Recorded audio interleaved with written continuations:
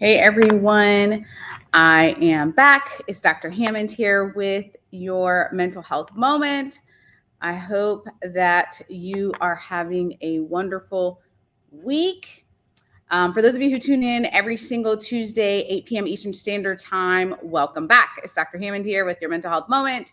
For those of you who are watching the replay on YouTube, welcome. Be sure to like, subscribe, and share this broadcast. And for those of you who are new to Mental Health Moment, welcome, welcome. It's Dr. Hammond here with your Mental Health Moment.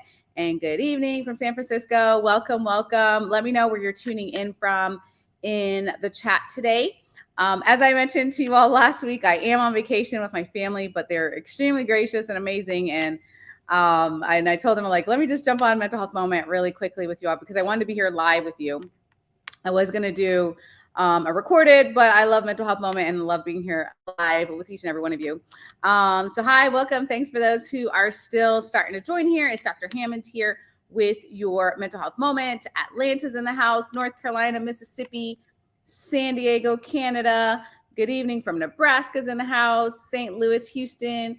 Thanks so much for joining us. Somebody else from Houston, a lot of Texas people, actually, a couple people from Texas. Valdosta, Georgia, welcome, welcome. And thanks so much for joining here. So I am actually tuning in here today. Like I mentioned, I'm on vacation with my family and I'm in Bali today. And I'm like extremely excited. And I love this place. It's just been the first couple of days that we've been here has been beautiful, beautiful scenery, beautiful people. And I'm grateful to God to be here. So that's where I'm at today. And yes, we're at the Next Level Speakers Conference. I absolutely was. Thanks so much for joining.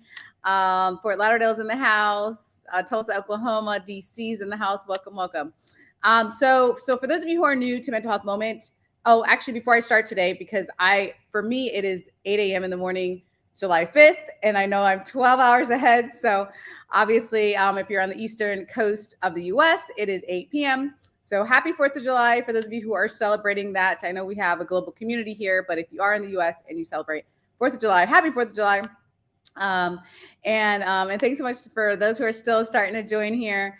I did want to share for those of you who are new, the first Tuesday of every month is specifically devoted to children and teens mental health. As you know, there's so much that's happening in their world for our youth. So whether you're a parent, whether you're a grandparent, whether you're aunt, uncle, you know of someone with a child, whatever capacity, maybe you work with kids, whatever capacity, I want to share some tips with you of how we can help our youth as well. So that's every first Tuesday of the month.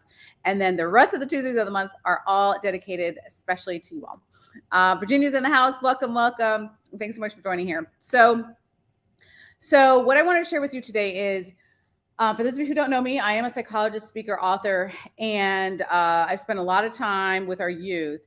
And one of the things that's happening is, and not just with youth, but also in the adult community, we tend to focus on mental health and only focus on the treatment. I feel like all I hear about is like how to get therapy, how to get medication, how to treat, which is important. Please understand that. Very important for children's mental health. It's very important for kids to be treated appropriately, treated, and get help with their issues. I get that. However, what we're going to talk about today is not the treatment side, but the prevention side. Because the reality, you all, is if we put more things in place to help our youth early and work on the prevention side, we wouldn't have to see the numbers we're seeing. We wouldn't have to see the suicide rate going up for kids and teens. We wouldn't have to see the hospitalizations, psychiatric hospitalizations for youth happening. We wouldn't have to see this crisis that has happened over the last couple of years for children's mental health if we put more things in place on the prevention side. So I'm going to give you a couple of tips today in that regard. And thank you for those who are still starting to join here.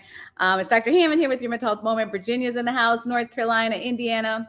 Welcome, welcome. And as I mentioned today, I'm in Bali. Super, super excited to be here. I've wanted to visit this place for a very long time, Bali, Indonesia, and it's just absolutely been stunning and beautiful thus far. So some of the tips I wanted to give you today is the first thing to think about is children and teens need to be connected. And when I say that, I mean that they strongly need to be connected to someone or something, which doesn't always necessarily have to be their family members. We all know, and maybe you're in that situation too, we have different family experiences, and that's okay, right? But they have to be connected to someone or something, some project, some passion of theirs. What are they good at? What do they like to do, right? That may or may not match what their family likes to do, but what are they good at? What do they like to do? And who can they be connected with? Hopefully, yes, ideally, in an ideal world, it's a family member, but not always. It could be maybe a big brother, big sister. There's that program all over the country. It could be someone at their place of worship. It could be a coach. It could be a teacher, someone out there. We need at least one person in their life that they feel connected to, that they feel is a mentor to them, that they feel cares about them. That goes really, really far when it comes to mental health. Someone said exactly.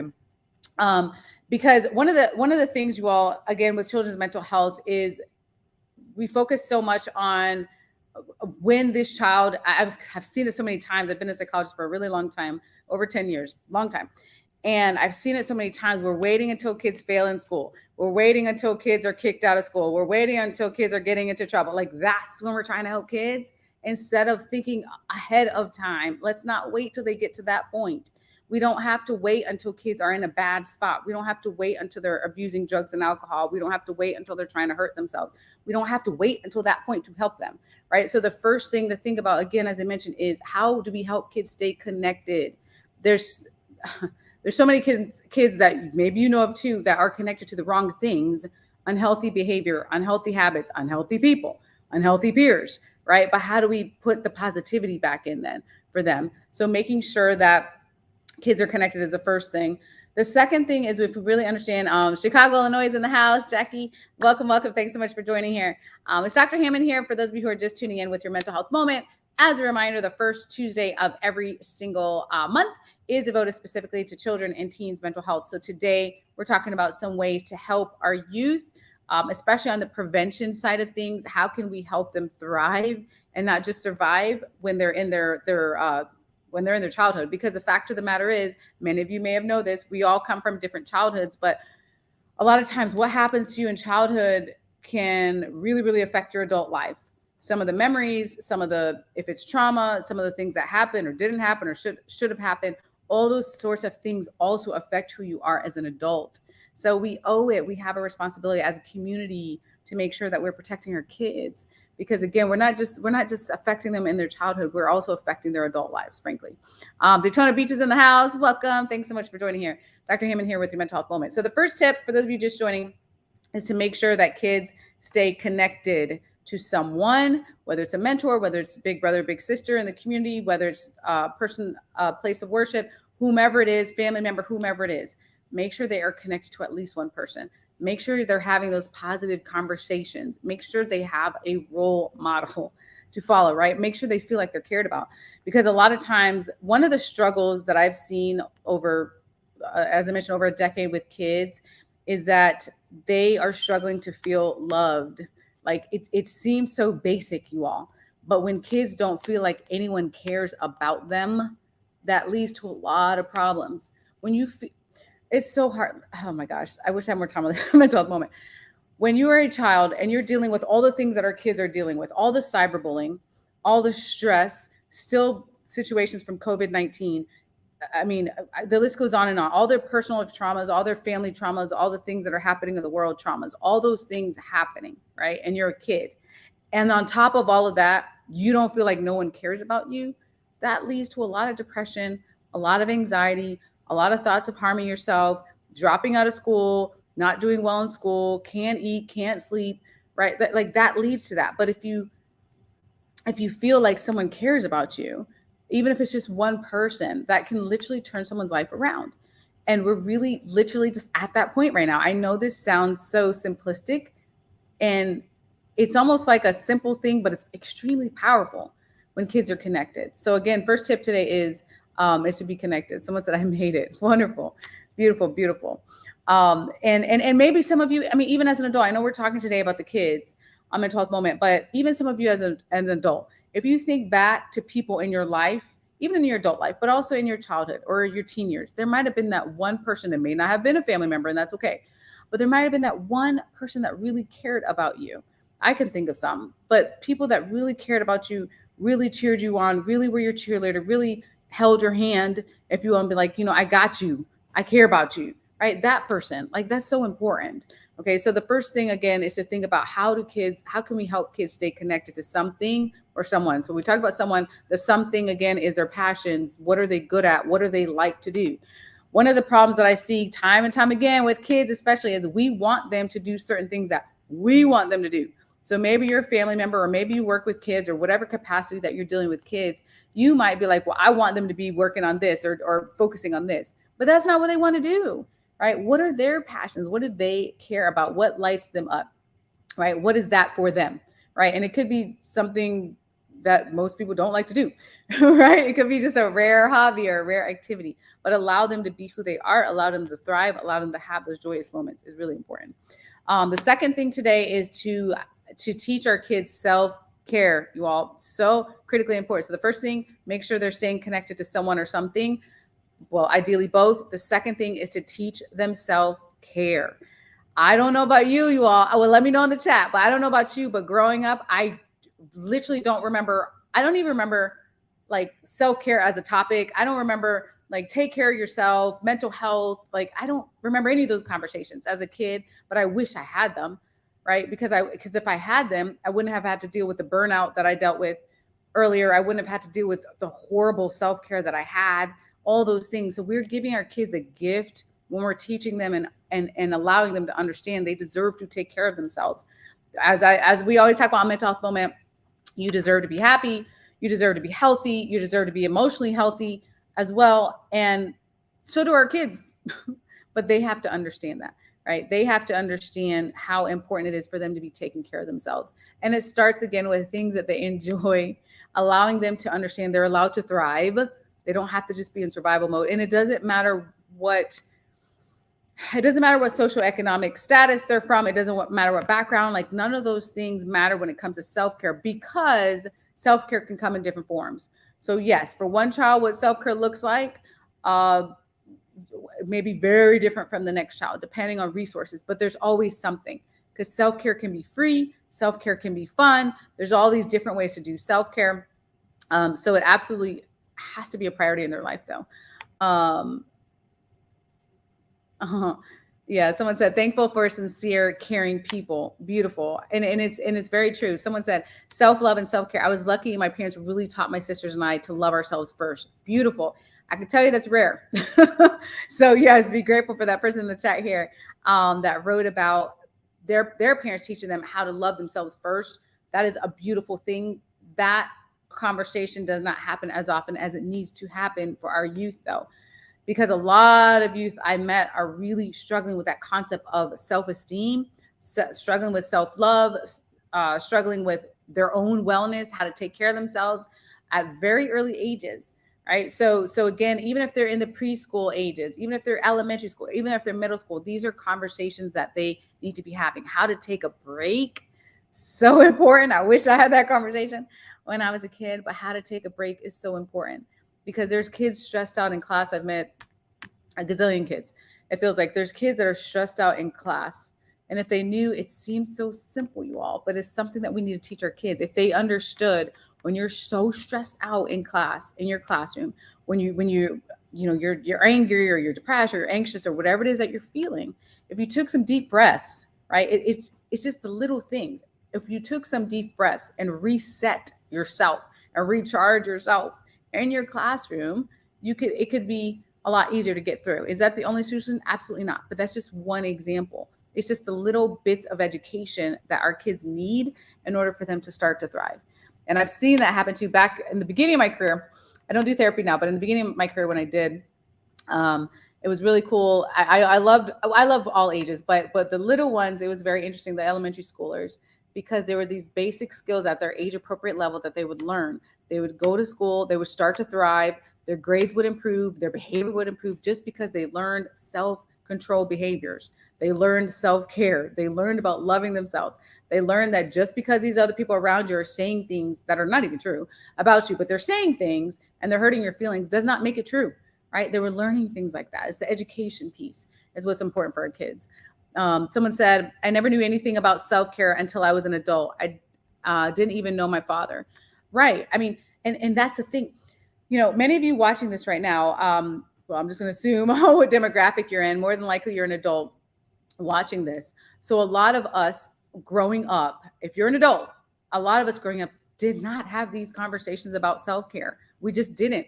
I mean, I'm a psychologist, you all. I live in the world of self-care now. I know mental health now as an adult going through school. Yes, I learned it then, but I didn't learn it. I didn't have those conversations growing up. Everything was about, in my life, everything was about achievement. Everything was go, go, go, do things as fast as possible. Like there's so much pressure, depression, anxiety, no problem. Like just get through, like magically get through, which is not healthy at all. And it leads to burnout, you all. And it leads to not even just burnout, but it leads to you physically and emotionally struggling, you all. There's things within yourselves that are preventable. So there, I mean, and the same thing for kids. There's kids with stomach aches, they have back aches, they have all sorts of aches, headaches, like just they're physically unable to function because they're struggling with self-care. Like that is a link. The mind-body connection, that is a link for some of our kids. They are literally struggling with their physical and mental health because of lack of education sometimes. And again, I'm not saying this is the solution for everyone. There's all different levels of mental health. There's mild, there's moderate, there's severe. So again, I'm talking more on the mild side here. There's different levels. However, there's also information in self-care that can save our kids. Facts. Someone said, I'm so sorry, but now you can teach others. Yes. And thank you for sharing that. And you absolutely can. And that's a really great point. So again, depending on how you grew up, maybe you did have conversations in your family about self-care, taking care of yourselves, which are amazing. But if you didn't, the good news now is we are in an age thus far where we in the mental health community, we're really trying, and not just mental health community, but community at large, we're really trying to have more conversations with our youth about mental health. We're trying to have more conversations about wellness. We're trying to have these conversations about self-care. So even though you may not have grown up like that, you have a responsibility. When you know this information, share this information with other people, with other parents, with other grandparents, or whomever it is that you know of that works with our youth. Because again, that little tiny piece of information can be life-saving, literally life-saving for our kids, which is why it's so important. I love that. Someone said, when we know better, we do better. Yes, that sounds like Maya Angelou. That's one of my favorite quotes. Like just that concept of, yes, it's okay if you don't know better, but now when you know better, you're going to do better. You're going to share this information. You're going to help other people. Beautiful, beautiful. Someone said, my mother never taught us that. She was tough. Yeah. And you know, one of the things I will say is let's not, though, be in a place where we're blaming. It never really makes sense to me to blame however we grew up, because there's a different generation. Like I have a 10-year-old son right now. What is it? It's 2023, right?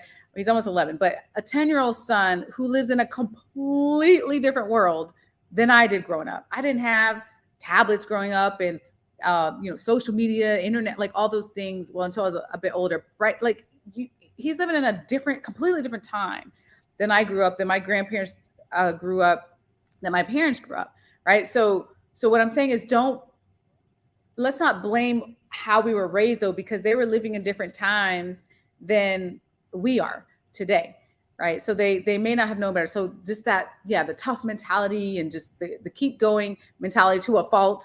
I'm all about keep going, keep growing, but the keep growing mentality to a fault where we didn't take care of ourselves was something that some of the past generations really didn't have a lot of conversations about, and then shared it with us. But now we know better, so we can try to fix some of these things. Yep. Someone said, self-care must be taught. We shouldn't assume that we will learn along the way. Absolutely. Absolutely. You all, like we always say, what do they say?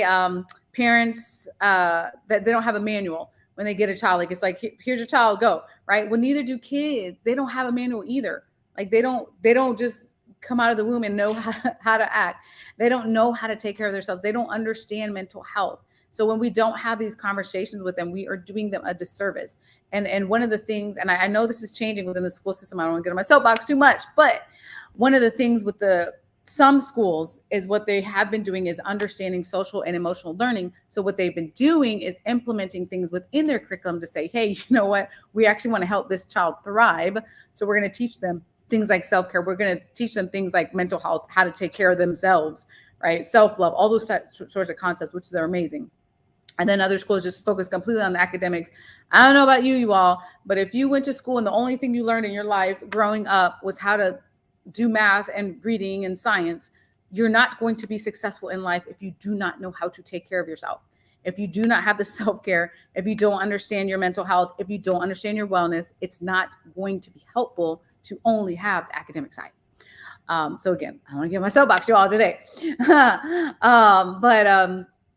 So, oh, that's beautiful. Someone said they did that with their son, and now he's a licensed mental health counselor. Now he's working with young adults. That is so cool. That is so cool to teach them. Yes, teach them early, you all. Teach them early as possible. Again, whomever you have in your life, and if you don't have any kids in your household or in your life around you, maybe you know someone that does. So share this information with them, because I'm at the point now where I've always loved the prevention side, but now that I really see a lot of times what we're dealing with in the world, visiting different communities, having these conversations and understanding that we're really lacking in these conversations about basic mental health and prevention, the prevention side of it, because we're so focused on the treatment side of it, of mental health. We are really doing our kids a disservice. All good. Cultural upbringing was also a factor. Absolutely. It really is. And, so I'm glad you brought that up. There's a lot of different ways to look at mental health when it comes to different cultures throughout the world, still to this day. What was interesting, actually, so for some of you just tuning in here, I'm in Bali today with my family, which I'm so excited about, on vacation, because the place is absolutely amazing. And I will say that what was interesting yesterday was we were on a tour, and we were visiting some temples here in Bali, and we met a Balinesian man who was 57 years old, and he pretty much was telling us about some of the hardships in his life, but that for him, like, his focus was so much on being happy. Like his whole world is like derives around just being happy. He's like, you should just be happy. Like, focus on being happy. Like, that's what he's about. And he had a big smile on his face, and he was so amazing.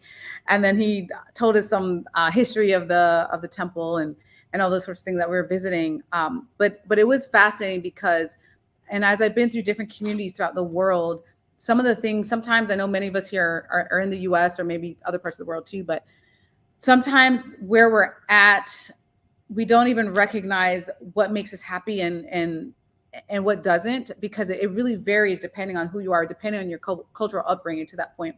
So I've seen communities with what we may consider in the US with very little material things, but they are the happiest people I've ever seen in my life, right?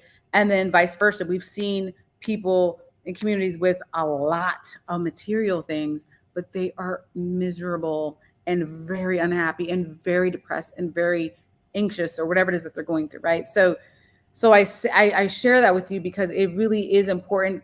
Yes, culturally, what those conversations of mental health look like.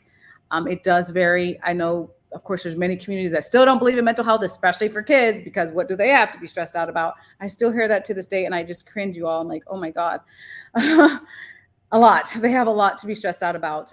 But however, yes, there is different cultural perspectives and cultural viewpoints that we need to keep in mind. And honestly, I'm at the point where it doesn't matter to me if we call it mental health, mental wellness, whatever we want to call it. The biggest thing, because again, mental health doesn't exist in some communities.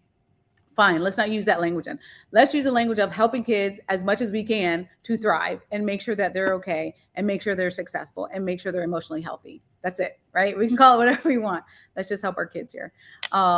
Someone said, my parents would stand us in the mirror and we repeated, I am beautiful, I am smart, I can do anything I'm put my mind to. That is amazing. Listen, the person that's writing this in the chat, that's amazing, by the way. Like, I'm so happy for you that you had that experience, because that's pretty amazing for us as parents, or your parents, which doesn't always necessarily happen for every community, but for your parents to be working on the affirmations, to be working on how you're amazing, to build your self-esteem, to build your self-confidence. Those are things that are really, really important, you all. So thank you for sharing that.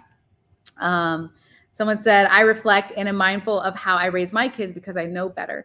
Parenting is a full-time job that takes patience and grace. Absolutely is. Absolutely. Self-care is self-care insurance. Very important. I have 5 daughters and 8 granddaughters. So cool.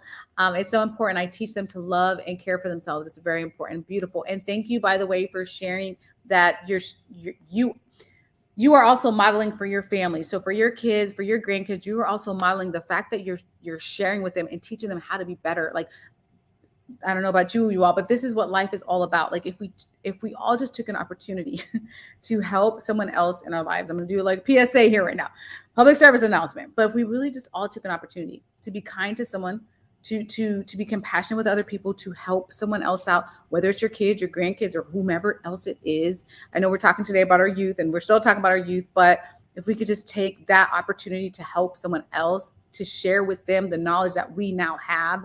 When I like I said, I did not grow up with, I don't remember a lot of conversations about self-care growing up, but now that I know this information, of course, I'm going to share it with you all. A mental health moment. Of course, I'm going to share it with the patients that I work with. Of course, I'm going to share it to communities when I'm speaking to different communities. Like we have to share this information if we want to help. Someone said I do that with my girls. Beautiful. I agree. Someone said your parents are awesome people. They are. Love it. Teaching grandkids or granddaughters, grandsons, the importance of loving themselves and seeing the beauty in others. So important. Good evening to you as well. Very important. Yes, very important. Someone said, I agree that we cannot compare generations since challenges are different. Exposure to negative material is much higher today. Yep, because of social media and negative reporting, but equally mental health issues are better exposed today than they were previously.